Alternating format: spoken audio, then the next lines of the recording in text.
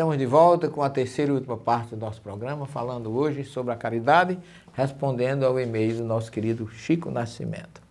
Vocês viram na segunda parte do nosso programa, quando nós falamos da leitura da caridade, mostrando que Paulo fala que se eu tiver profecia, em outras palavras, se eu for um bom médium, se eu tiver o dom de cura, o dom da vidência, o dom de fé no sentido de transportar montanhas, se eu não tiver caridade, se eu não tiver o quê? Tolerância, indulgência e perdão, se eu não tiver esse sentimento que é a base do amor, de nada temerei. Porque ele fala em três coisas importantes: fé, esperança e caridade. Só que fé no judaísmo, emuná, que é a palavra fé, ela tem como base a palavra, como raiz a palavra imune. Imune é exercício, portanto é praticar.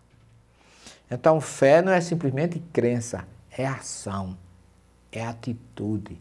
Por isso, se você tiver fé, mas não tiver ação, ela é morta, como diz Tiago, o irmão de Jesus. Esperança, logicamente, é a força motriz da nossa existência. A esperança no amanhã, a esperança no dia melhor, a esperança na conquista da paz, a esperança na nossa evolução. Agora, de todas essas duas, vem a terceira, que é a caridade. Paulo diz que a maior delas é a caridade. E a caridade, como ele diz aqui, que ele disse que quando era criança, ele falava como criança, pensava como criança, raciocinava como criança. Ou seja, nós, do ponto de vista do conhecimento, a gente age como uma criança, mas quando a gente vai entendendo esses conceitos, a gente vai se libertando do velho e assumindo o novo, que é a nova vida, a nova posição, a nova atitude, a nova ação em favor do outro. E é isso que Paulo coloca para a gente. Quando eu era criança, agia como criança. Depois me tornei homem. Aqui, meus irmãos, meus queridos, me tornei evoluído. Eu evoluí, eu cresci espiritualmente. Então eu passei a amar, eu passei a praticar o amor, eu passei a ser solidário, eu passei a ser justo. Eu cresci espiritualmente.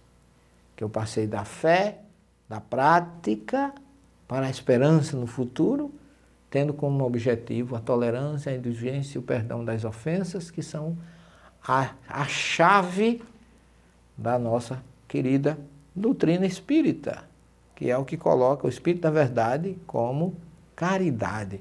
Caridade para com o outro, tolerância para com aquele que convive conosco, na convivência diária, na tarefa mediúnica, no trabalho em grupo, numa casa espírita. É preciso que haja essa coesão, essa união, essa tolerância, essa indulgência para com o outro.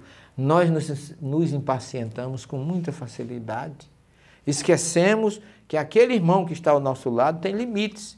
Se ele age diferente de mim, e se ele pensa diferente de mim, significa que ele ainda não despertou o suficientemente. Mas isso não significa que eu deva desrespeitá-lo, condená-lo, não aceitá-lo, escanteá-lo, aliená-lo. Jamais. Nós precisamos ter para com o outro a caridade. Isso não importa se é na igreja católica, se é na igreja protestante, se é na casa espírita, no centro, no terreiro de Umbanda, onde quer que você esteja. Se você não tiver esse sentimento de caridade, transformado em fraternidade, em solidariedade para com o que lhe cerca, não adianta nada. Não adianta você ter mediunidade, não adianta você ter dom de línguas, não adianta você ter o dom da profecia, não adianta você ter fé de transportar montanhas, porque isso não é o suficiente. O suficiente é a prática, é a tolerância, é a indulgência, é o perdão, indispensavelmente, indiscutivelmente e indistintamente com aquele que está ao nosso lado, com aquele que nos cerca. Esse é o grande teste que tanto no judaísmo, como no cristianismo, como no espiritismo, o meu querido Chico Nascimento pergunta qual a essência da caridade posta em prática nos dias atuais em relação ao descrito nas passagens bíblicas. Não é diferente. Não deve ser diferente. tem que ser como Paulo nos ensina. Porque o bom médio, o bom profeta, aquele que vê, que ouve, que psicografa, que faz, se ele não tiver a prática, não tiver a caridade, Chico Xavier, com todos aqueles seus 418 ou 20 livros que ele psicografou, se ele não tivesse a prática que ele teve, se ele não tivesse realizado a caridade para com aqueles que lhe cercavam, Chico nunca teve uma palavra grosseira, Chico nunca teve uma palavra de desamor para aqueles que lhe procuravam.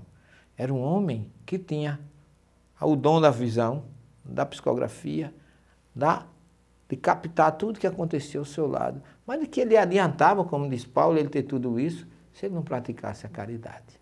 Então, é nesse sentido.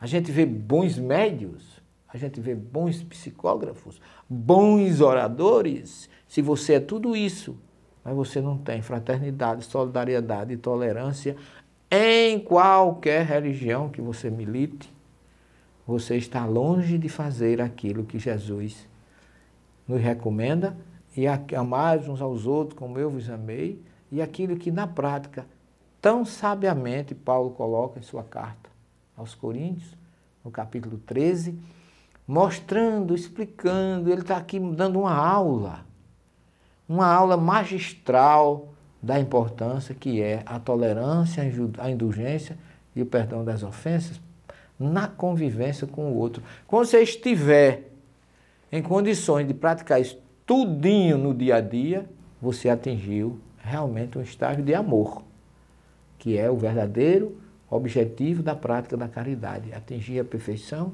e atingir o amor. Agradeço do fundo do coração a mensagem do nosso querido Chico Nascimento, lá da cidade de Itaporanga, de São Paulo, e desejo a vocês que estão nos assistindo todo o amor do mundo, toda a solidariedade do mundo.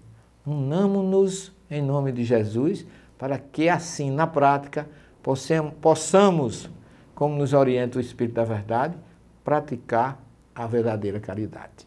Que Jesus fique com vocês. Até o próximo programa e muita paz.